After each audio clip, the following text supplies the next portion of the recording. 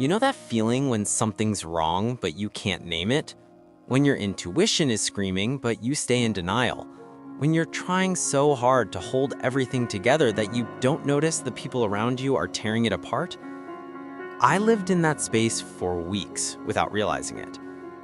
This is the story of how I discovered that betrayal doesn't always come from one person. Sometimes it comes from two. Sometimes it comes from the people you trusted the most. And sometimes the person who hurts you the most isn't the one sneaking around. It's the one standing right beside you, pretending everything's fine. My name is Sarah, and this is the day my entire life shifted. The day I walked in on my boyfriend in my own bed with another woman. And the day I realized my roommate had been helping him do it. Before everything fell apart, I was in a good place. Or I thought I was. I'd been working hard on my life. I wasn't perfect. A late credit payment a year ago had damaged my score, and I was rebuilding. I switched to a Fizz debit card because it reports to credit bureaus. I was being intentional, responsible, budgeting, cutting back, sacrificing because I believed in the future I was building. My apartment was my sanctuary, a simple 2-bedroom in a decent neighborhood. Mine. Mostly mine. I paid 80% of the rent and almost all the utilities. My roommate was a friend, someone I'd known for years, someone I helped when she needed a place. My boyfriend wasn't officially living with me, but he basically was. He had a key, a drawer, clothes at my place. He stayed through weekends, sometimes during the week. I loved him, so I didn't mind. The three of us watched movies together, ordered pizza, hung out like a little family. Meanwhile, I had no idea I was the only one building something real while the other two were destroying it. It starts with small things, the things you convince yourself you're imagining. 4 weeks before everything blew up, I noticed my comforter looked wrong, wrinkled, sat on, like someone had been in my bed. My boyfriend said he napped there. Fine, reasonable. Then my perfume bottle kept moving. I place it in one spot every time. Suddenly it was shifted, tilted, once almost knocked over. Then the hair tie, under my bed, blonde, thin, straight, not mine. I held it, I thought about it, and I threw it away, because asking the question meant facing the truth. At the same time, my roommate started acting weird. Not obvious weird, subtle weird, like someone knew something she shouldn't. I asked her one day, "Have you noticed anything strange?" She changed the subject immediately, so fast it was almost comedic. She looked at her phone, said she was tired, shut it down. That was the wake-up call I ignored. I told myself I was paranoid, that the comforter was nothing. The perfume bottle was me being forgetful. The hair tie belonged to a friend. I told myself I was spiraling. I was wrong. It was a Tuesday, a normal Tuesday. My shift was supposed to go until 6 p.m., but we were overstaffed. They asked for volunteers to leave early. I said yes. I was tired. I wanted food and quiet. I drove home. Light traffic, good weather, thinking about groceries, normal things. I walked into my apartment, and instantly I felt it. Something was wrong. The energy was off. There was a presence. You know how you just know? My roommate was on the couch. She looked up at me and her face, her mask, slipped. She tried to play it cool, but her eyes were full of panic. I didn't speak. I walked to my bedroom. The door was closed. My heart was pounding. Part of me knew, part of me was still in denial. Maybe he was just napping. Maybe it was nothing. I opened the door, and there he was, in my bed. In my bed with another woman. Not just kissing, not in some weird position you could explain. They were in the middle of sex. Fully, clearly, obviously cheating. Time stopped and sped up at once. I saw everything. The panic on their faces, the scramble to cover themselves, the shock. I didn't scream, I didn't cry, I just froze. Inside, something went ice cold. I closed the door and walked back to the living room. My roommate was still pretending to scroll, and I saw it. The guilt, right there in her expression. She knew. She'd known the whole time. That's when it hit me. This wasn't just my boyfriend cheating. My roommate, someone under my roof, someone I helped, someone I trusted, had been facilitating it. I looked at her and said, "How long?" She didn't deny it. She broke. She told me everything. He'd been coming over when I was at work. She texted him updates. She just left. You're good. She's on her way home. Like they were running an operation in my own apartment. Months. They'd been doing it for months while I was working 12-hour shifts to build a stable life.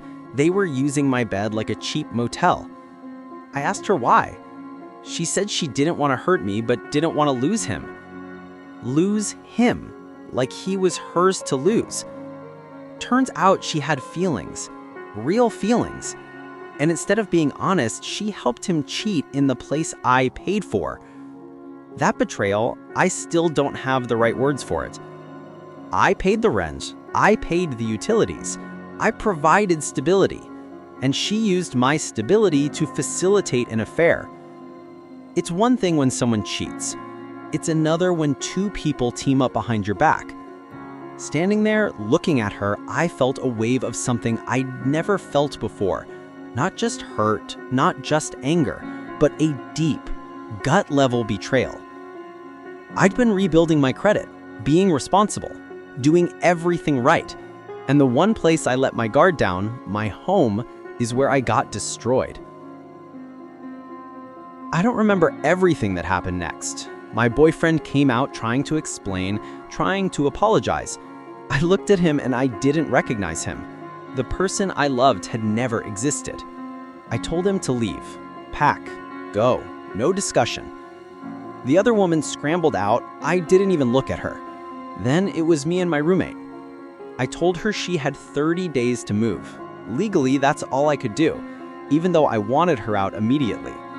She tried defending herself, saying it wasn't serious, saying they were just messing around, saying I should understand.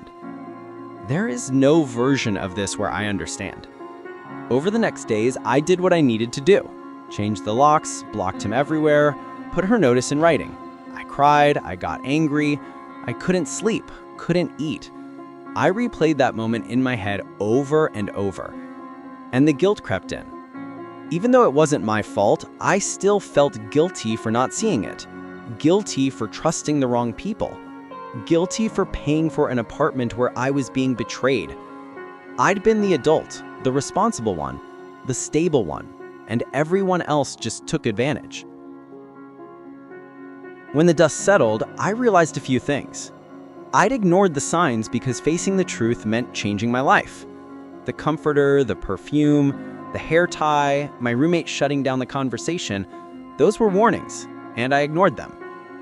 I also realized the people who hurt you most are usually the closest. My boyfriend lied, but my roommate multiplied the damage. She chose his lie over my truth. And the hardest truth? I'd been shrinking myself to make room for other people's chaos. Because I was stable, they assumed I could absorb everything. If I could go back, I'd trust my gut. I'd ask the hard questions. I'd set boundaries. I'd protect my space. But I'm not responsible for their choices. They chose betrayal. I chose to remove them. Now I'm rebuilding, taking my apartment back, taking my space back, letting myself feel safe again. I'm being more selective about who I let in. And I'm learning that sometimes the people you think are your people are just strangers wearing familiar faces. So, what would I do if this happened today? I'd trust my instinct immediately. Not weeks later, not after finding a random hair tie. The first time something felt off, I'd ask. I'd protect my space. My roommate lived under my roof. I gave her a home, and she used it against me. Boundaries matter. I talked to my boyfriend the moment things didn't add up. If he couldn't be honest, that would tell me everything. And I wouldn't internalize their choices as a reflection of my worth. I was doing everything right. They betrayed anyway. That's about them, not me. If you've been betrayed by more than one person at once, hear me. It's not your fault they chose to hurt you. Your job is to protect yourself going forward. Don't shrink, don't doubt yourself, don't accept their lies as your truth. And if you're helping someone cheat, understand what you're doing. You're not just covering for them, you're participating in someone's betrayal. And that stays with you. It's been 3 months. My roommate moved out, my boyfriend is gone, I changed the locks, reset the energy, and I'm finally feeling safe again. I also acknowledged something important. I'm still here, still building. My credit is improving. My life is moving forward. Their betrayal didn't ruin me, it revealed them. Stability is strength. Responsibility isn't weakness. And sometimes the most powerful thing you can do is... Stability is strength. Responsibility isn't weakness. And sometimes the most powerful thing you can do is walk away from people who don't deserve the space you gave them. If this story resonated with you, if you felt the pain of being betrayed by more than one person, know this: you're not alone. It gets better, and your worth isn't defined by people who couldn't see it. Thank you for listening. This wasn't easy, but it was necessary. I'll see you in the next one.